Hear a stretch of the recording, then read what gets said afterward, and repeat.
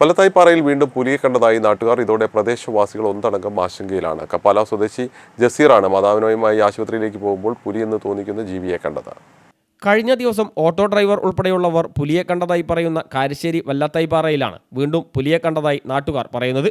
നേരത്തെ പുലിയെ കണ്ട കലുഗിരി സമീപമാണ് ഞായറാഴ്ച പുലർച്ചെ 3:30 വീണ്ടും പുലിയെ കണ്ടതായി പറയുന്നത്.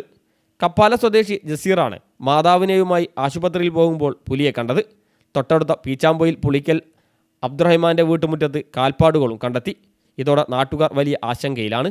സംഭവം രാവിലെ നമുക്ക് സുഖമില്ലാതെ ഹോസ്പിറ്റലിൽ കൊണ്ടുപോയാണ്. ഞാനെൻ്റെ ജ്യേഷ്ഠനാണ് പോകുന്ന സമയത്ത് വെള്ളത്തേപ്പാറ പാലത്തിൻ്റെ ആണ് നമ്മളെ മുക്കത്തേക്ക് തിരിയുമ്പോൾ ഒരു 100 മീറ്റർ 50 മീറ്റർ മാറിയിട്ടാണ് ഈ സാധനത്തിനെ കാണുന്നത്.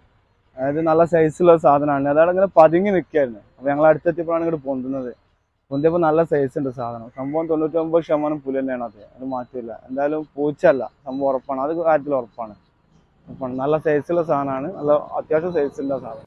ഒരാഴ്ച മുമ്പും ഇവിടെ പുലിയെ കണ്ടതായി നാട്ടുകാർ പറഞ്ഞിരുന്നെങ്കിലും അന്ന് വനംവകുപ്പ് ഉദ്യോഗസ്ഥർ സ്ഥലത്തെത്തി കാൽപ്പാടുകൾ പരിശോധിച്ച് കാട്ടുപൂച്ചയാണെന്ന് പറഞ്ഞിരുന്നു.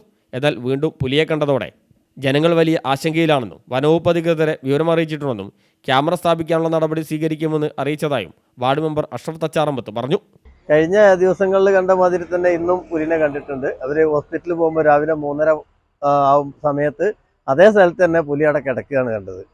അതിൻ്റെ 2 ദിവസം മുന്നേ വീണ്ടും ഇതേമാതിരി ബാസിത്ത് പറഞ്ഞ ഒരാൾ കപ്പാലുള്ള ഒരു ബാസിത്ത് കണ്ടിരുന്നു.